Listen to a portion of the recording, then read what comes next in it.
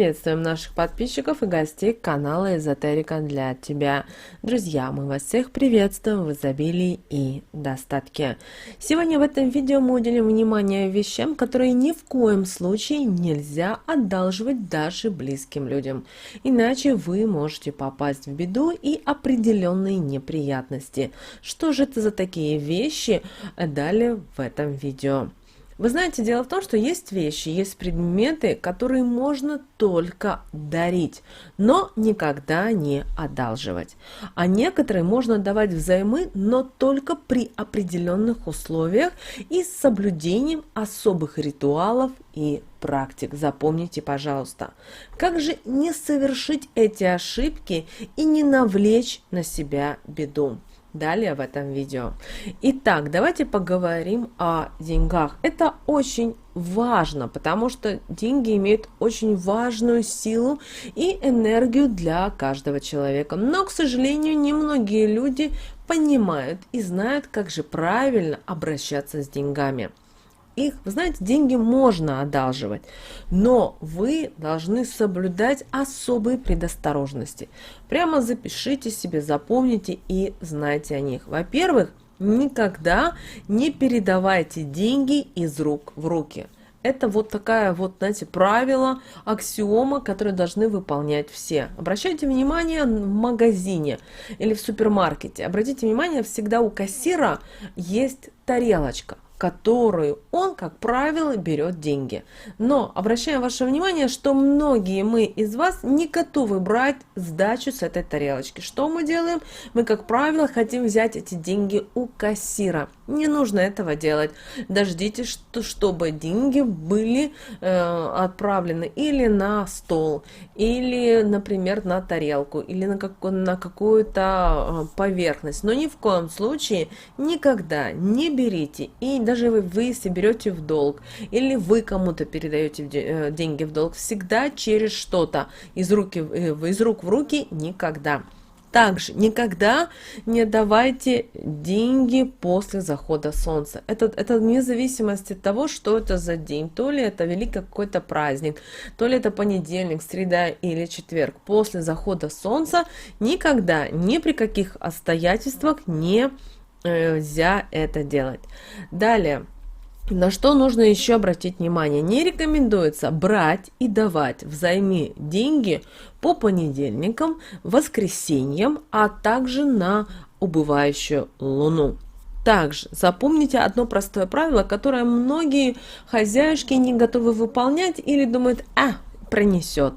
Не стоит забирать последние деньги из кошелька. Лучше возьмите их уже из заначки. Но в вашем кошельке должны быть всегда деньги для размножения. Запомните это простое правило.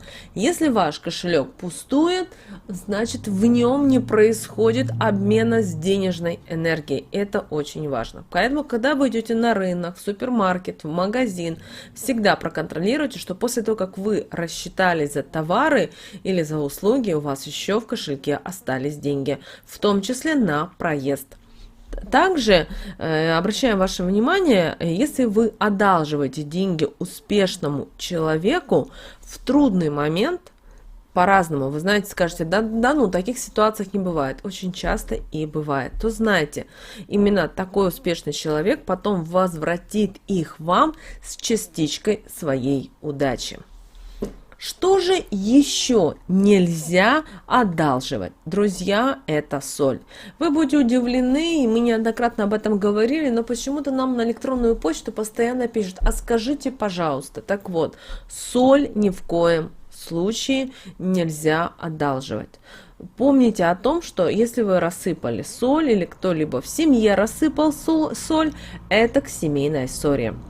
Дело в том, что соль у наших предков была очень ценной, потому что за ней приходилось далеко ездить, преодолевая определенные опасности на дороге. Вспомните, как добывали соль. Это было очень сложно. Конечно же, достаточно вспомнить нам чумаков и старинные обряды, ритуалы, в которых соль играла, наверное, чуть ли не одну из главных ролей. Поэтому никогда не одалживайте ее и никогда не берите у других.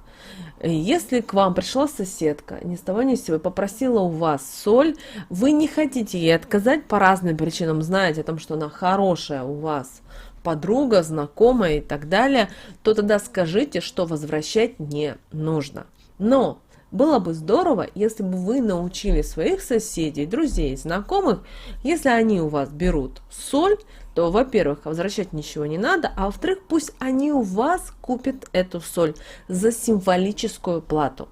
Ничего в этом плохого и страшного нет. Просто нужно объяснять, что вы не желаете передавать свою энергию и получать также чужую энергию, потому что у каждого это будет разная энергия. Когда вы научитесь людям объяснять свою позицию и почему вы так делаете, люди по-другому к вам будут относиться, они будут понимать и будут осознавать, насколько это действительно важно. Потому что когда касается человеческого кармана, что у него лежит в кармане и как это повлияет, человек начинает задумываться. Помните об этом.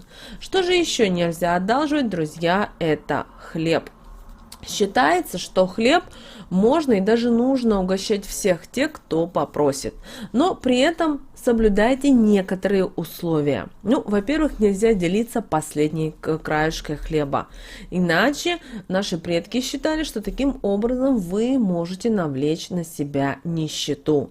И, конечно же, как всегда, мы неоднократно вам говорили, запрещено хлеб отдавать через порог. Вместе с ним в дом может покинуть и достаток, и счастье. И еще хотим дать одну маленькую ремарочку касательно хлеба. Когда у вас кто-то пришел и попросил хлеб, нищий, бездомный, неважно кто, перед тем, как вынести хлеб, на хлеб буквально щепоточку посыпьте соли. Таким образом, вы не будете передавать свое благополучие, достаток. И обращаю ваше внимание, что когда вы даете кому-либо хлеб, пожалуйста, не делайте это в вечернее время, то есть после захода солнца. Не игнорируйте это правило. Далее, что еще нельзя, так это посуда. Потому что посуда, она способна передавать особую энергетику вашего дома. Поэтому поделиться посудой, значит, таким образом вы отдаете другому человеку часть себя, часть своего здоровья, счастья, удачи, благополучия, изобилия и так далее. Также обращаем ваше внимание, что новую посуду можно дарить близким людям, давая им возможность начать собственные семейные традиции. Но свою посуду, которую вы уже пользуетесь, ни в коем случае не спешите давать. Это очень часто происходит, когда люди живут в коммунальных квартирах или ведут какое-то общее хозяйство.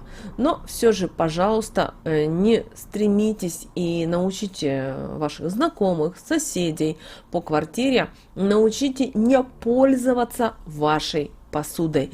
Научите не пользоваться вашими вещами. Хотят попользоваться, должны спросить разрешение, но все-таки посуда это ваша личная энергетика, с которой вы кушаете, и ваше тело насыщается.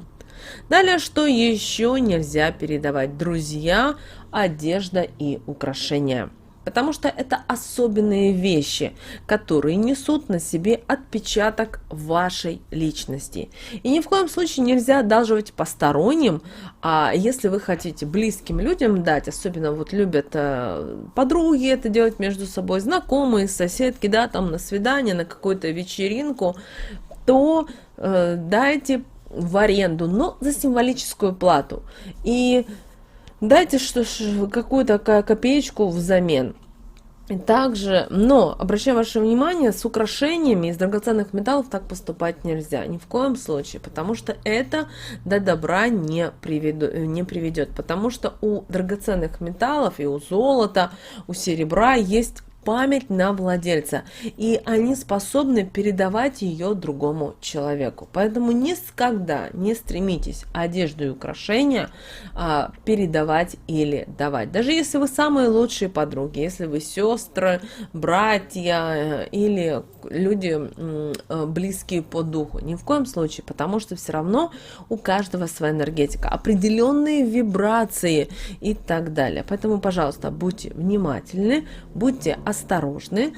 Друзья, мы надеемся, что наши советы и наши рекомендации вам помогают в жизни. С вами, как всегда, был канал Эзотерика для тебя. Друзья, подписывайтесь на наш канал, ставьте лайк этому видео и обязательно поделитесь этим видео с теми, кого вы любите, кого вы цените, кому вы желаете мира, любви, гармонии. Пусть они также знают об этой важной и ценной информации. А мы с вами услышимся, друзья, уже в следующем видео.